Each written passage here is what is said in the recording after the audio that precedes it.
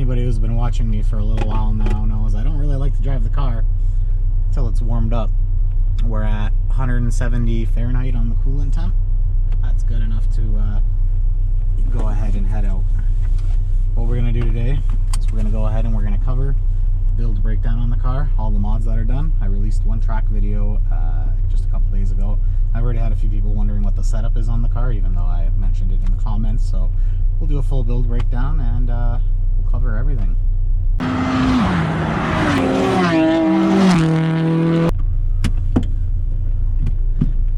Let's roll.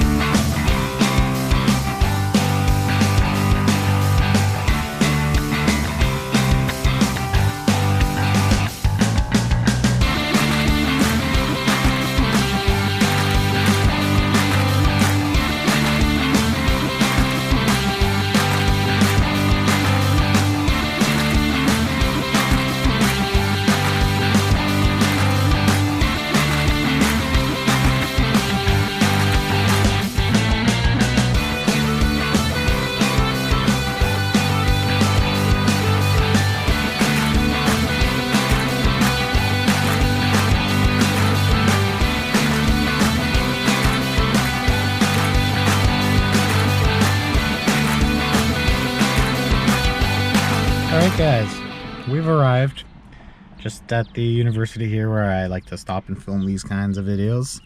Obviously, as soon as I stop in this nice empty parking lot, this very old guy in a leather jacket in his EcoBoost has to stop and start listening to music really loud. It was kind of a interesting thing, but now he's just sitting there doing nothing. So, I don't know, I guess he's gonna listen to my spiel. Who cares, right? So, first thing I'm gonna do, we're gonna start with the interior, just because I'm already sitting in here. We're gonna go over what I've done in here, pretty much nothing, as of now anyways. So, first up, as you guys already know, I use an iPhone. It's my old phone. I use it for my Honda monitoring, so all my temperatures and knock and air fuel and all the important things that you should be watching are on there. It works great. I love this thing. It's so simple. It turns yellow, acts as a giant shift light, so that's great. So yeah, I have that piece there. As for infotainment, I have this very old Pioneer single DIN head unit. This piece is near and dear to me. I've had it for many years and they just don't make them like this anymore. So yeah, this has been coming with me car to car for as long as I can remember. Tuning solution, of course, Honda Flash Pro. It just lives there. That's about it. I can probably hide it away even better, but you know, it's fine. It don't bother me there at all.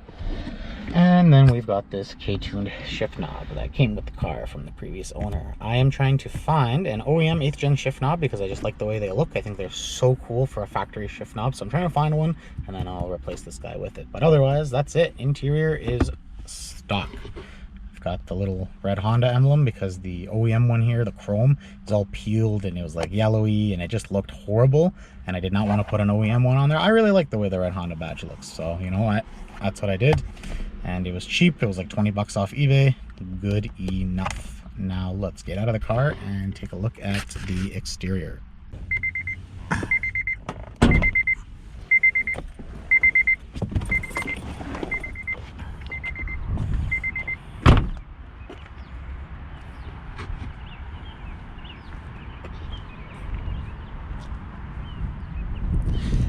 So here we have my 2007 Civic Si Coupe FG2, as they say. So we'll cover the most noticeable things first. The wheels. These are 17 by 9 squared. These are Koning hypergrams in the silver. And I really like them. They're 17 pounds a wheel, so they're about 1 pound more than a RPF 1, and they have fantastic big brake clearance. So no spacers required. I clear my beautiful stop text without any issues. Some info on the brake setup while we're down here. So this is the StopTech C43 big brake kit for the Civic. It's a 309mm rotor, 32mm thick. It uses The competition caliper, so this is an extremely light setup. It's about 15 pounds lighter per side over the OEM setup, so it's fantastic. It's also much larger. Floating rotors, so when you're actually driving, you can hear them clicking and making noise and actually clapping around, and they sound kind of rough, but it's race car stuff.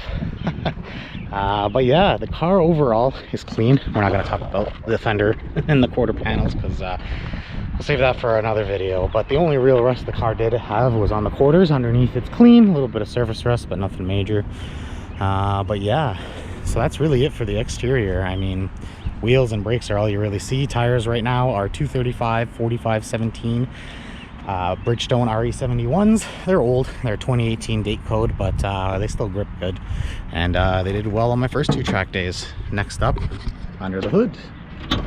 So again, kind of sticking with the rest of this build, it's very simple. K2 3.5-inch cold air intake, Skunk 2 Alpha, which there's no freaking way you'll ever be able to see, it's all the way back there, but Skunk 2 Alpha header. And then we have got this really nice Borla or whatever muffler.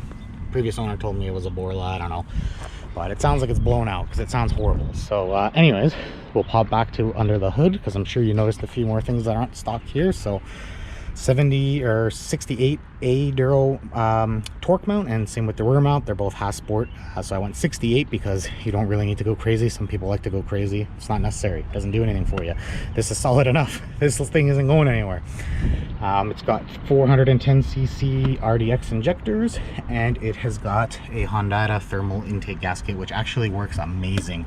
You can go out and do what track session, come back and touch the manifold, and it is actually cool to the touch, whereas by OEM this thing would burn you after a 20-minute track session. So it definitely works. You can see my batteries down here. I actually modified the kind of battery cable in the routing. By default the battery's flipped the other way, so the positive terminal is on this side, and if you can imagine, it's awfully close to the frame rail, and I did have an issue, and there will be a video upcoming in that, and that explains why I had to do what I did with the battery, but I'll go over that in that video when the time comes. But yeah, that's really it. Skunk 2 Alpha radiator that the previous owner did, not a power mod, but yeah, it's pretty simple. We've got Motul 660 brake fluid. I'm on Hawk HP Plus brake pads currently. I do have StopTech SR33 race pads that I run on track, and then I've got a set of DTC 70s for when those run out, which will probably be not for a while because there's a lot of life left on those giant pads. So yeah, that's really it. The car is quite simple. There's not much to it. It's just a good lapper. Take it to the track, it does its thing. That's it. Make sure the oil's full, check it often, top it up often if it needs it. That's really it. Bleed the brakes when they need it, you know, regular maintenance. Otherwise that's it for this car, for this video. That's the build breakdown. Oh, and I guess I'm missing kind of the most important thing here. So for coilovers, for suspension, we are on, I don't know if the camera's going to pick this up, but we are on Fortune Auto 510s with custom rates. 10K Swift springs in the front, 10K Swift, or sorry, 16K Swift spring in the rear. So that's a 10 to 16K front rear stagger, and it's fantastic. I love it. On the track, it's absolutely the best thing I think I've ever felt. The suspension's a little bit, how do I say this, high sprung, so on the street you do feel that you're riding on higher spring rates, but because we've gone with Swift springs, it's nowhere near as bad as I thought. The ride quality would compare it to my Mazda hands down, and the Mazda only had 7K springs front and rear. So to go from 7 to 10 and 16 and have such a smooth ride, even still, it's partially to do with the chassis and partially to do with the Swift springs themselves. The last mod to mention for suspension would be the rear sway bar and the adjustable rear control arms. So I've got SPC adjustable rear control arms. It's a very basic, inexpensive piece. And then I've got the Progress adjustable 24mm sway bar, which is a beast. I had the 22mm on before, and just based on tire wear in the rear and my feedback from driving the car, it was determined that I would need more rear bar. So I've opted to go with the 24mm adjustable. It's on the center setting right now, which is quite stiff. It's pretty heavy, so it's going to take me a little bit of adjusting on track, but otherwise that's it. Just changed positions here because my parking lot started getting quite full over there, so I decided I'd move over here. We are going to cover the transmission now. So transmission is all stock. It has got a competition stage 4 clutch, so that's a 6-puck sprung clutch, and it has got a lightweight flywheel, and that flywheel, let me tell you, it's extremely lightweight. So these cars already come with a single mass flywheel that's pretty decent. So when you put a lightweight flywheel on there, whew, it's crazy. It's a big difference. The car already revs so freely and easily. Downshifts are just right instant, immediate. As soon as you blip the throttle, your RPM's just all the way up. So yeah, switching to the lightweight flywheel when it was already a kind of lightweight flywheel, yeah, it was still noticeable significantly, and it feels awesome. So yeah, that is the car, that's the build, that's the breakdown. There's not really much else that we will cover here because that's everything.